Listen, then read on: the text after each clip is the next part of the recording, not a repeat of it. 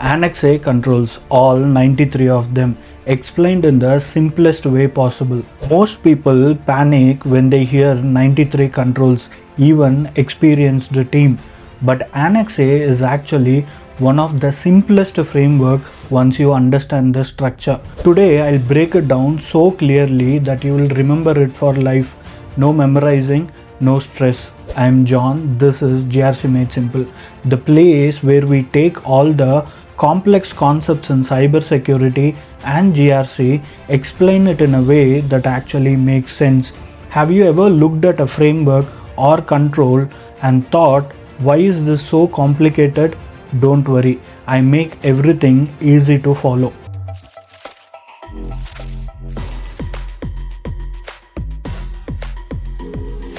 Annex A is basically a menu of 93 security controls that your organization can choose from. You don't need to implement all 93 controls. You select the one that makes sense for your risk, justify them, and record them in the statement of applicability, the SOA. That's the heart of ISO 27001. And here's what most people get wrong. Annex A isn't something that you memorize, it's something that you map to your risk. If risk exists, you keep the control. If risk doesn't apply, you justify why you are not using the control. Before we go into the 4 categories, here's something no one explains. Annex controls doesn't start from 1, it starts from 5, because the numbers 1 to 4 are not controls, they are clauses. They cover the scope of the standard, definitions, and the context of your organization. The real control starts at 5.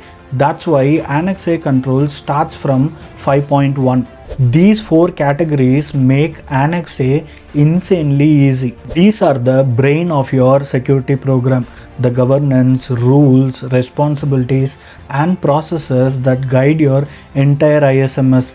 Think of it as the managerial control. Policies, risk management, vendor management, incident management planning, and governance structure.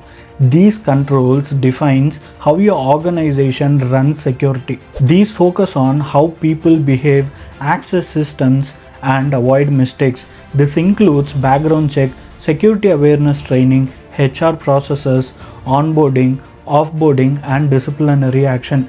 Basically, how do we make sure human doesn't become the weakest link? These protects the physical environments like buildings, server rooms, and secure areas. Things like lock, CCTVs, badge access, equipment protection, secure disposal, and environmental controls. If someone walked into your office right now, these controls decide what they can and cannot access. Technology controls make up the majority of Annex A because technology changes constantly. These covers logging, encryption, monitoring, vulnerability management, change management, malware protection, network security, application security, and much more. If it runs on a computer or network, it's here. So here's Annex A in one sentence. Organizational, people, physical, and technological controls.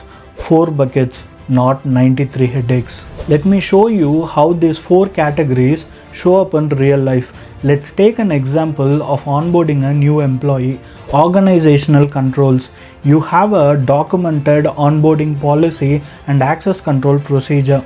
People control. They go through background checks and complete security awareness training. Physical controls.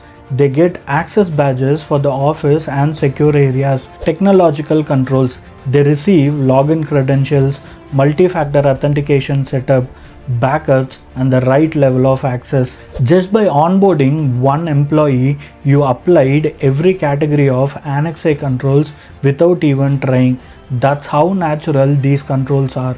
Annex A gives structure to your security program. It ensures you don't forget the critical areas. It helps you design a complete control environment, and it forms the backbone of your statement of applicability, the single most important audit document in ISO 27001. Thanks for watching. Hit like, drop a comment, and subscribe. And as always, in GRC Made Simple, we make security easy, one concept at a time. See you until the next video.